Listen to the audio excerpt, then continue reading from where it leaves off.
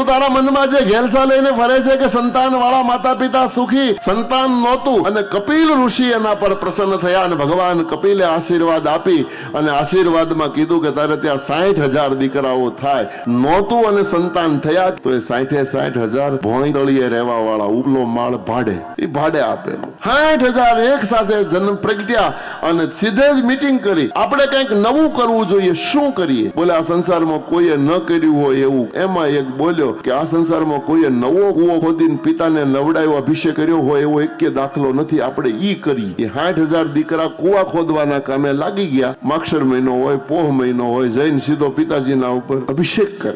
આ પૃથ્વીને એટલા બધા કૂવા ખોદ્યા અને કપિલ મુનિની ઝૂંપડી પાસે જઈને ઉદ્ધતાય ભર્યું વર્તન ભગવાન કપિલની સામે એ સંતાનોએ કર્યું અને કપિલને જ ક્રોધ આવ્યો અને શ્રાપ આપી દીધો. એક સાથે 60,000 ત્યાં બળીને ભડથું થઈ ગયા, ભસ્મ થઈ ગયા.